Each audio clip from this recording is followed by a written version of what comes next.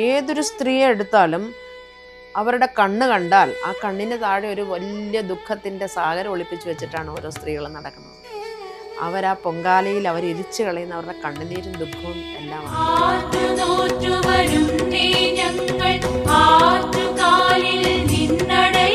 അവിടെ ഒരു ശക്തി ഇല്ല എങ്കിൽ എന്തിനാണ് ഇത്രയും സ്ത്രീകൾ അലമുറയിട്ട് അവിടെ വന്നുകൂടുന്നത്?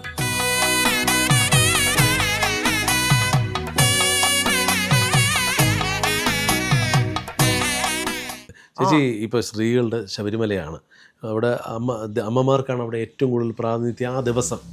ആറ്റുകാലം എന്ന് പറഞ്ഞാൽ ഇനി 10 ദിവസവും അവിടെ അമ്മമാരുടെ ഒരു ഇതാണ്.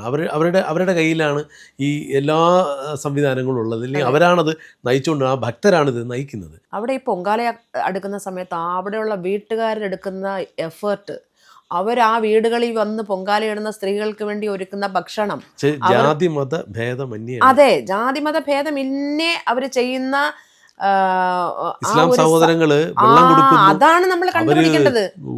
വെജിറ്റേറിയൻ ഭക്ഷണം അവർക്ക് അന്ന് വിളമ്പുന്നു. ക്രിസ്തീയ കുടുംബക്കാര് അവർക്ക് പൊങ്കാല ഇടാനുള്ള സംവിധാനങ്ങൾ തീർച്ചയായിട്ടും ഇതൊന്നും ഒരു രാഷ്ട്രീയം ഒന്നും അവിടെ ഇല്ല. അതെ അതെ അതെ. അതിനെ അനുഭവിച്ചറിയുന്ന ഒരുപാട് ജനങ്ങൾ അവിടെ കിടപ്പുണ്ട്. മുസ്ലിം എന്നോ ക്രിസ്ത്യൻ എന്നോ ഹിന്ദു എന്നോ ഒരു വേർതിരിവില്ലാത്ത ഒരുപാട് ആളുകൾ. ഇനി ഞാൻ എത്രയോ വീടുകളിൽ പൊങ്കാല ഇട്ടിട്ടുണ്ട്. അവരൊക്കെ ഞങ്ങൾക്ക് ഉച്ചയ്ക്ക് സദ്യയോടുകൂടിയാണ് ഞങ്ങൾക്ക് ഭക്ഷണം തരുന്നത്. അപ്പം നമ്മൾ മനസ്സൊരുക്കി പ്രാർത്ഥിച്ചു പോകുന്ന ആർക്ക് വേണ്ടിയാണ്? അവർക്ക് ഇനിയും 100 വർഷമെങ്കിലും ആളുകൾക്ക് ഇതുപോലെ ഭക്ഷണം കൊടുക്കാൻ സാധിക്കട്ടെ എന്നല്ലേ നമ്മൾ പ്രാർത്ഥിക്കുന്നത്. അതുപോരെ, ഇതാ പറയുന്നത്, പ്രകൃതിക്കൊരു നിയമമുണ്ട്. ഇതിനെതിരെ ആര് പ്രവർത്തിച്ചാലും പ്രകൃതി അത് തിരിച്ചടിക്കുകയും ചെയ്യും. നമ്മളാരും ഈ അഹങ്കാരം കൊണ്ടൊന്നും ഒരു പ്രകൃതിയെ ആരും കീഴടക്കിയിട്ടില്ല. കുറേ നാളിങ്ങനെ തിളച്ചിട്ട് ഇവിടുന്ന് കടന്നു പോകാം എന്നല്ലാതെ എന്തെങ്കിലും മറ്റുള്ളവർക്ക് വേണ്ടി ചെയ്യാൻ പറ്റുന്നെങ്കിൽ അത് ചെയ്യുക. അതാണ് നമ്മുടെ കർമ്മം എന്ന് പറയുന്നത്. ഈ അവസരത്തിൽ ഇപ്പം ചേച്ചിയുടെ ലളിതാ സഹസ്രനാമമായിരുന്നാലും അല്ലെങ്കിൽ ചേച്ചിയുടെ പ്രഭാഷണങ്ങളായിരുന്നാലും ഈ അവസരത്തിൽ അവിടെ നടത്താൻ അവസരം കിട്ടിയാൽ എങ്ങനെയായിരിക്കും ചേച്ചി ഇത് പ്രയോജനപ്പെടുത്തുക എന്നാണ് ഞാൻ ചോദിക്കുന്നത്. എനിക്ക് എൻ്റെ പൊന്നെ, എനിക്ക് അവിടെ എൻ്റെ ഭയങ്കര ഒരു ആഗ്രഹമാണ് എൻ്റെ ഗ്രൂപ്പിനെ എല്ലാം കൊണ്ട് ചെന്ന് അവിടെ ഇരുന്ന് ലളിതാ സഹസ്രനാമം ഒന്ന് ചൊല്ലാം. പക്ഷെ എപ്പോഴും ഒരു സംവിധാനത്തിന് കീഴിലല്ലേ അത് പ്രവർത്തിച്ചുകൊണ്ട് പോകുന്നത്. കമ്മിറ്റിക്കാരായാലും അവരൊരുപാട് പ്രഷർ അനുഭവിക്കുന്നവരായിരിക്കാം. അപ്പം നമ്മളെ ചിലപ്പം എനിക്ക് തോന്നുന്നു 1000കണക്കിന് ആളുകൾ അവിടെ പ്രോഗ്രാം ചെയ്യാൻ വേണ്ടി ഉന്തും തള്ളുമാണ്. അത് എപ്പോഴെങ്കിലും നടക്കട്ടെ എന്നുള്ളൊരു വിചാരമേ ഉള്ളൂ. പ്രഭാഷണം ചെയ്യണമെന്നുണ്ട്, പക്ഷെ അതിനൊക്കെയുള്ള അവസരം ഭഗവതി ഒരുക്കട്ടെ. ഞാൻ എപ്പോഴും എല്ലാ ദിവസവും രാവിലെ ലളിതാ സഹസ്രനാമം ചൊല്ലുമ്പം എൻ്റെ മുന്നിൽ എനിക്ക് ആദ്യം അവിടെ തിരുവനന്തപുരത്ത് വരുമ്പോൾ ഞാൻ പോകുന്നൊരു ക്ഷേത്രമാണ് പഴഞ്ചിറക്കോവില്. അവിടുത്തെ അമ്മ, ആറ്റുകാലമ്മ, ഈ അമ്മ രണ്ടമ്മമാരെ ഓർത്ത് ലളിതാ സഹസ്രനാമം ചൊല്ലുമ്പോൾ അമ്മയുടെ 2 അമ്മമാരുടെ ഓർമ്മ എൻ്റെ മനസ്സിൽ വരും. അപ്പോൾ എനിക്ക് ആ ക്ഷേത്രങ്ങളിലൊക്കെ എന്നെ ഭഗവതി കൊണ്ടുപോകുമായിരിക്കും. അല്ലെങ്കിൽ ഭഗവതി എൻ്റെ അടുത്തുണ്ടല്ലോ. പിന്നെ തീർച്ചയായിട്ടും ഈ ഭൗതികപരമായ കാര്യങ്ങളല്ല, എന്നാലും നമുക്ക് ഇപ്പം നന്ദഗോവിന്ദൻ ഭജൻസിൻ്റെ ഭജന ഉണ്ടായിരുന്നു. ഇപ്പോൾ അവരും ചെറിയ രീതിയിൽ തുടങ്ങിയൊരു ഭജന ടീമാണ്. ഇപ്പോൾ അവർ വേൾഡ് വൈഡായിട്ട് അവർ വലിയ രീതിയിലൊക്കെ ഭജന നടത്തുന്നു. ഒരു മാറ്റം കൊണ്ടുവന്നു. ഈ സിനിമാ ഗാനങ്ങൾ ഉൾപ്പെടെയുള്ള അതൊരു ഭക്തിയുടെ അകമ്പടിയിൽ അവർ കൊണ്ടുവരികയും ചെയ്തു. പല സിനിമാ ഗാനങ്ങളും ആ രാഗങ്ങൾ ബേസ് ചെയ്തായിരുന്നാലും അവരത് ചെയ്തിട്ടുണ്ട്. ചേച്ചിക്ക് അതിൽ എങ്ങനെ തോന്നുന്നു? അതൊക്കെ കാണുകയും കേൾക്കുകയും മാറ്റങ്ങൾ എപ്പോഴും ഉണ്ടാകും. ചില കാര്യങ്ങൾ കുറച്ച് അത് സ്വാഭാവികമാണ്. മനുഷ്യന്റെ ഒരു ബേസിക് ആയിട്ടുള്ള നേച്ചറാണ്. നമ്മൾ കുറച്ച് നാൾ ഒരു കാര്യം ചെയ്ത് കഴിയുമ്പോൾ എന്തെങ്കിലും ഒന്ന് മാറ്റി പിടിക്കാം. നമുക്കൊരു വെറൈറ്റി വേണം. എപ്പോഴും നമുക്ക് ഫ്രഷ് ആയിട്ടിരിക്കാൻ ഒരു മനസ്സ് എപ്പോഴും എല്ലാവർക്കും ഉണ്ടാവും. ചെയ്ത കാര്യങ്ങൾ തന്നെ ചെയ്തുകൊണ്ടിരുന്നാൽ അതിനൊരു ഇതിൽ നമുക്കത് എന്തെങ്കിലും ഒരു ചേഞ്ച് വരണം. അപ്പൊ ഭക്ഷണമായാലും അങ്ങനെയല്ലേ, ഡ്രസ്സായാലും അങ്ങനെയല്ലേ, എല്ലാത്തിനും മാറ്റങ്ങളാ. പ്രോഗ്രാംസ് ആയാലും മാറ്റങ്ങളാ. അപ്പം അങ്ങനെ ഒരു മാറ്റം വന്നത് തന്നെ അതെല്ലാത്തിൻ്റെയും കാര്യം എന്ന് പറയുന്നത് ഇന്റേണലി നമ്മൾ അനുഭവിക്കുന്ന ഈ പ്രഷറാ.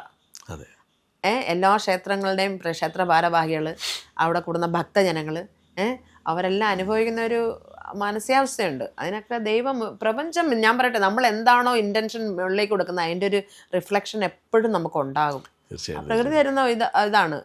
ഇത് കുറച്ച് കഴിയുമ്പോഴത്തേക്ക് ഇത് വീണ്ടും ശാന്തമാകുമ്പോൾ എല്ലാത്തിനും ഒരു ശമനം ഉണ്ടാവാം.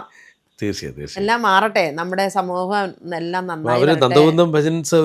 അവർ എത്രയോ വർഷമായിട്ട് കിടന്ന് ഇതിന്റെ പിന്നിൽ ഹാർഡ് വർക്ക് ചെയ്യുന്നതാ. അപ്പൊ അവർക്ക് എപ്പോഴായാലും, അതാ ഞാൻ പറഞ്ഞത്, ഒരു കാര്യത്തിന് വേണ്ടി നമ്മൾ ആ കീനായിട്ട് അത് അതിന്റെ റിസൾട്ടിന് വേണ്ടി കാത്തിരുന്ന റിസൾട്ട് തരിക തന്നെ ചെയ്യും പ്രകൃതി.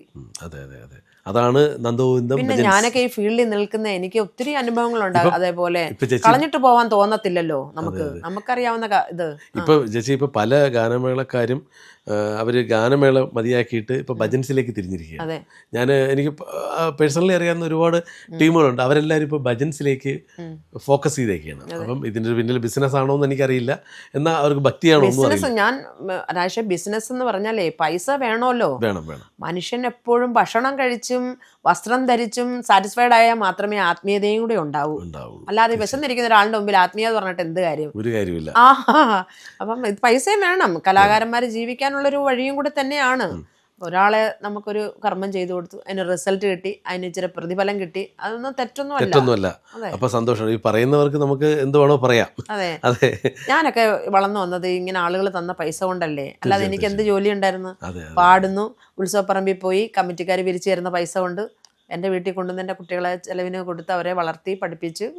അപ്പം നമ്മളെ കടപ്പാട് എപ്പോഴും എങ്ങനെയാ സമൂഹത്തോടല്ലേ എല്ലാവർക്കും. അല്ല, എനിക്ക് തോന്നി ഈ ഗാനമേളയൊക്കെ നിർത്തി വെച്ചിട്ട് അവരിങ്ങനെ ഭജൻസിലേക്ക് വരണം. അതെ, വന്നോട്ടെ. എല്ലാവർക്കും പാടാൻ കഴിവുള്ളവരല്ലേ, അവരൊക്കെ പാടി തന്നെ ജീവിക്കണമെന്നാണ് ഞാനും പറയുന്നത്. നല്ല രീതിയിൽ. ഇപ്പൊ ഈ പൊങ്കാല സമയത്ത് പ്രേക്ഷകരോട് ആലീസ് ചേച്ചിക്ക് പറയാൻ എന്തെങ്കിലും ഉണ്ടെങ്കിൽ ഒന്ന് അവരുമായിട്ടൊന്ന് കമ്മ്യൂണിക്കേറ്റ് ചെയ്യും. പൊങ്കാല ഒന്നാമതേ നമ്മുടെ കേരളത്തിൽ ഭയങ്കര ചൂടാണ്. വളരെ അവരവരുടെ ആരോഗ്യമൊക്കെ നോക്കിയിട്ട് അതിനനുസരിച്ചുള്ള മുൻകരുതലൊക്കെ എടുത്തിട്ട് പൊങ്കാല ഇടണം. ഇനി മറ്റൊന്ന്, പൊങ്കാല എന്ന് പറയുന്നത് നമ്മുടെ ആവശ്യങ്ങൾ അമ്മയോട് പറയാൻ വേണ്ടി മാത്രമല്ല, നമുക്ക് തന്നിട്ടുള്ള അനുഗ്രഹങ്ങളെല്ലാം അമ്മയ്ക്ക് സമർപ്പിക്കാൻ. അമ്മ തന്നതാണ് നമുക്കെല്ലാം. നമ്മുടെ ആരോഗ്യം, നമ്മുടെ സമ്പത്ത്, നമ്മുടെ സൗന്ദര്യം, നമ്മുടെ ശരീരം, നമ്മുടെ ജീവിത സുഖങ്ങളെല്ലാം, നമ്മൾ അനുഭവിക്കുന്ന ദുഃഖങ്ങൾ പോലും അമ്മ തരുന്നതാണ്. അതൊക്കെ അമ്മയിലേക്ക് തന്നെ ലയിപ്പിക്കാനാണ് നമ്മളിത് ചെയ്യുന്നത്. നമ്മുടെ മനസ്സാണ്, നമ്മുടെ മനസ്സും ശരീരവും എല്ലാം ഈ പഞ്ചഭൂതങ്ങളിൽ ലയിപ്പിക്കുന്ന ഒരു കർമ്മമാണ് ഈ പൊങ്കാല എന്ന് പറയുന്നത്. അപ്പോൾ അതെത്രയും ഭയഭക്തിയോടുകൂടി ചെയ്യുക. അപ്പോൾ ഈ വർഷം നിങ്ങൾക്ക് ദൈവം തന്ന അനുഗ്രഹത്തിൻ്റെ ഇരട്ടിയായിട്ട് അടുത്ത വർഷം നിങ്ങളുടെ തലമുറകളിലൂടെ നിങ്ങൾക്ക് എല്ലാ കുടുംബങ്ങളിലും അനുഗ്രഹങ്ങൾ ഉണ്ടാവട്ടെ. നിങ്ങൾ ഭയങ്കര പൂർണ്ണമായ ആരോഗ്യത്തോടു കൂടി എല്ലാവർക്കും നമുക്ക് അമ്മയ്ക്ക് എല്ലാ വർഷവും പൊങ്കാല ഇടുവാൻ സാധിക്കട്ടെ. നമ്മളുടെ കാലം കഴിയുമ്പോൾ നമ്മുടെ അടുത്ത തലമുറ ഇത് ഏറ്റെടുക്കട്ടെ. അങ്ങനെ ഈ പ്രകൃതി നിലനിൽക്കട്ടെ. പ്രകൃതീശ്വരിയായ പരമേശ്വരിയുടെ എല്ലാ അനുഗ്രഹങ്ങളും എല്ലാവർക്കും ഉണ്ടാകട്ടെ എന്ന് അകമഴിഞ്ഞ് ഉള്ളു തുറന്ന് ഞാൻ പ്രാർത്ഥിച്ചുകൊണ്ട് എല്ലാവർക്കും എൻ്റെ നമസ്കാരം അറിയിക്കുന്നു.